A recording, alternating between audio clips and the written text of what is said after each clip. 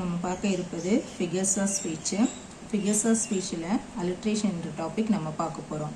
அலிட்ரேஷன்னா என்ன அப்படின்னா repetitions of same letter with same sound. So ஒரு லெட்டர் ஒரு வார்த்தையில் ஒரு லெட்டர் திரும்ப திரும்ப ரெபிட்டேஷன்னா திரும்ப திரும்ப வர்றது. ஒரு சென்டென்ஸில் ஒரு லெட்டர் திரும்ப திரும்ப ப்ரொனவுன்ஸ் பண்ணும்போது சேம் சவுண்டு கொடுத்து வந்தது அப்படின்னா அது அலிட்ரேஷன்ஸு.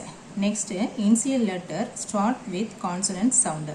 அதாவது நம்ம ஒரு சென்டென்ஸில் அந்த முதல் எழுத்தானது வரும்பொழுது அது கான்சனண்டாக இருக்க வேண்டும், அதாவது மெய்யெழுத்தாக இருக்க வேண்டும் அந்த ப்ரொனவுன்ஸ் பண்ணும்போது.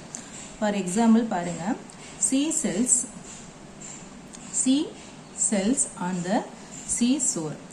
இப்போ பாருங்கள் எப்படி இதில் நம்ம அலிட்ரேஷன் ஐடென்டிஃபை பண்ணணும். எப்படி ஐடென்டிஃபை பண்ணுறது? இப்போ இந்த ஒரு சென்டென்ஸ் இருக்குது, அதில் எந்த எழுத்து சேமாக வருதுன்னு பார்க்கணும். இப்போ எஸ்ன்ற எழுத்து திரும்ப திரும்ப ரிப்பீட்டடாக வருது, எஸ். Next S. ஸோ திரும்ப திரும்ப இந்த வார்த்தையில் எஸ்ன்ற லெட்டர், மற்ற எழுத்துலாம் டிஃப்ரெண்ட்டாக அங்கங்கே வருது. இந்த எஸ்ன்ற எழுத்து மட்டும் முதல் எழுத்து திரும்ப திரும்ப வருது. ஸோ அப்படி இருந்து அது மெய்யெழுத்து ஒலியாக இருந்தது அப்படின்னா அது alliteration. Next she should sleep in a shed.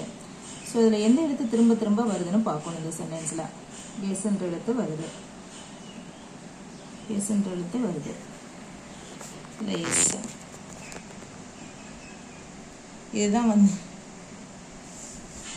இதுதான் என்னென்னா அலிட்ரேஷன்ஸு. நெக்ஸ்ட்டு பார்த்தீங்க அப்படின்னா பெட்டி பாட் சம் பிட்டர்னு வருது. இதில் எந்த எழுத்து திரும்ப திரும்ப வருது பாருங்கள், பி என்ற எழுத்து திரும்ப திரும்ப வருது இந்த சென்டென்ஸில்.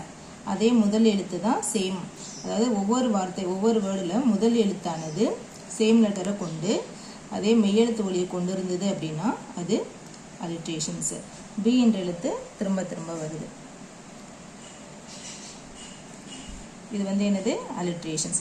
அதாவது வார்த்தையில் முதல் எழுத்து சேமாக இருக்கணும், அதே நேரத்தில் சவுண்டை நம்ம ப்ரொனவுன்ஸ் பண்ணும்போது உச்சரிக்கும் பொழுது சேம் சவுண்டை கொடுக்கணும், அதே நேரத்தில் மெய்யெழுத்தாக கான்சனண்டாக இருக்கணும். இப்படி இருந்ததுன்னா அது அலிட்ரேஷன்ஸ்.